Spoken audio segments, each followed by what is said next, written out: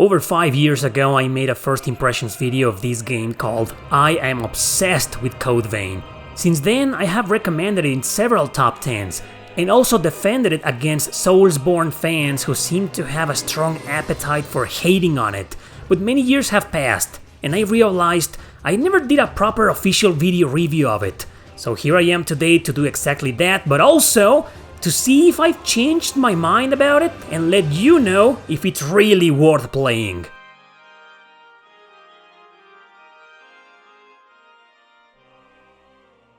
So, this is a gothic JRPG with overly beautiful visuals and gorgeous fan service, with outfits that go from ravaged clothes, flirtatious clothes, or tight leather clothes.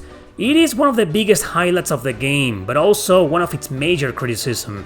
The customization level though is incredibly deep, rich and detailed, as it is the first thing you'll notice when you start the game. Customizing your male or female protagonist will certainly take you a while considering how many options there are, but once you're done with that, you'll be taken to a post-apocalyptic world where most of the survivors are being hunted down by the Lost. These are basically vampire cannibals who have been turned into monsters thanks to mutation, but the Revenants, vampires who are still conscious and self-aware, need human blood precisely to avoid mutating into the Lost. Your protagonist is one of these Revenants, recruited by a small organization which goal is to find blood beads to stabilize the Revenant population, but also to gain powers to defeat the Lost and find the Queen. A queen who was previously their queen, but now has gone berserk. So it's a very interesting story that mixes its own original concept of vampires traversing ruined or gothic areas in a nasty and quite dark post-apocalyptic scenario. This is why it got itself a mature rating. Look at this, oh yeah. I'd say despite the incredibly sexy appeal of it, the gore, and all that jazz, the game does deliver a mature, intriguing, and complex story. In fact, as you make progress by clearing every dungeon and major boss, your character will go through these beautifully mystic short trips down memory lane to recover his or her memories, which are deeply connected to other characters and the Queen herself. It also slowly reveals how this world came to be and why humanity went to hell. Fantastic story and character development. You only have one base of operations where you'll come back to after every mission. This is where you can talk to your allies, sometimes triggering a bit of dialogue or a small scene to learn more about them. You can also change the appearance, outfit, and the overall look of your character as many times as you want with no penalties whatsoever. A couple of shops are available where you buy and sell equipment and items. Just keep in mind that when it comes to items, including temporary buffs, you have a limited inventory. It'll grow a bit over time, but the limited space will only allow you a short amount of each per mission. You can also buy a variety of weapons and armor, except the armor is called Blood Veil for stylized story purposes, I guess, but it's armor nonetheless.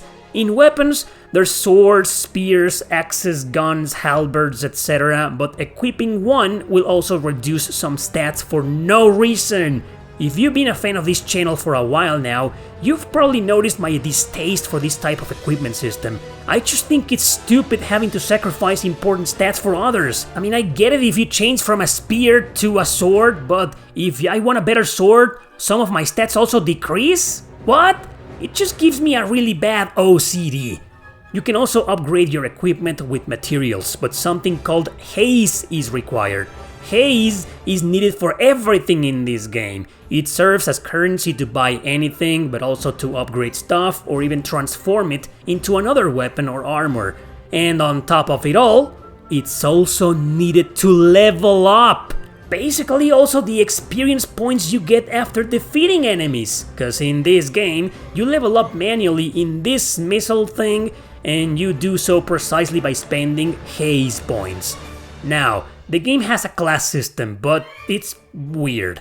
You see, classes come in blood codes, hence the name of the game. Depending on the blood code you have equipped, your character's stats will differ. Problem is, it encourages you to train a specific code for this or that boss, but changing to another code, like I mentioned, increases some stats but decreases others.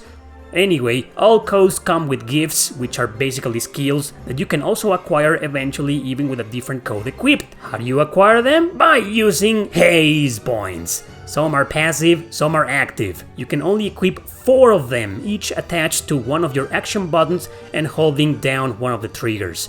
But they also have a restriction. Not having the required stats or level will impede you from using them. All of this is part of why this game's so freaking hard. It's an action RPG, and you can only take one ally with you who will be controlled by the AI. This is also a mixed bag, but we'll get to that later. The point is to explore large areas, ruins or dungeons with several enemies of all kinds for you to kill, from normal weak enemies to elite monsters. Because of its difficulty, the game's a grindfest, and you'll be killing monsters again and again just to increase a few levels. Fighting feels natural, but also quite technical, as it was intended to be. I never used spears in action JRPGs, but for some strange reason I got used to one and stuck to it for the rest of the game. Well, a halberd I mean, but it feels like a spear. You can only take with you up to 2 weapons and switch between them at any time. As you're seeing, you can execute different simple moves and combos with any weapon, while either dodging or keeping your distance from anybody. And I mean anybody, since every single enemy can easily kill you if you aren't cautious enough. What's worse is that every action, be it an attack or a dodge, consumes part of your stamina bar. Do it too much and you'll be unable to act for a bit or become vulnerable. This is some original Odin Sphere crap I didn't like. And I felt it was just kinda there to artificially increase the challenge. It's stupid. No difficulty settings exist for this game, remember that. But this is where your party member comes into play. Half of the time they'll do a great job. They'll do you a favor also of reviving you if you die or heal you. But it's not often. Something that isn't often either is their intelligence. Half of the time they'll just mess up your strategy, going from luring unwanted enemies to going into a frenzy ignoring logic. I wish they could have worked more on the party AI, as you only have one and cannot change between the others unless you reach a missile here or go back to base. Another thing that makes the game hard, and this one is very frustrating, is terrain. You'll get into some battles within very narrow or tight spaces and the camera will do its worst to get you hurt or killed. I'm not sure if this was done on purpose, it probably was. The boss fights are excruciatingly nasty, as you may have expected, but epic nonetheless. But you also have to study them, die, try a few times, and come up with the best way to kill them. They aren't that different from regular enemies or elite monsters you find out there, just 10 times harder than any of them. I'm telling you man, you need to grind but also get good at this game, because there are some serious spikes to consider.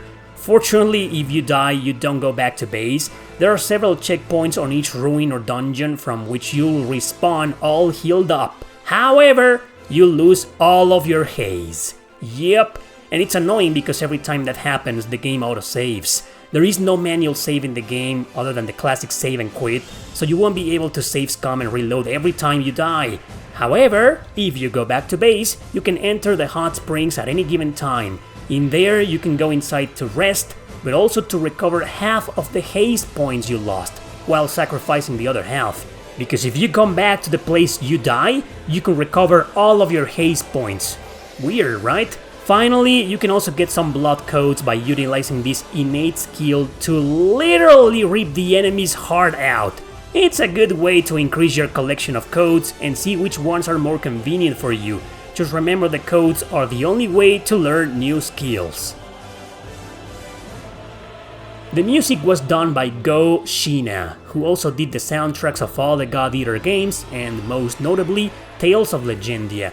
It's dark, gruesome, but overly dramatic in the style of modern Western RPGs. While I wasn't a big fan of it outside of the game, inside it just feels like it fits perfectly and blends in with both the action, its intensity, and the darkness of the narrative. And as I already said at the beginning, the graphics are superb for a 2019 game. Some small resolution and frame rate issues exist, but nothing that can ruin your experience. There is absolutely zero censorship whatsoever in this game. The good old days when companies didn't care about hypocritical activism.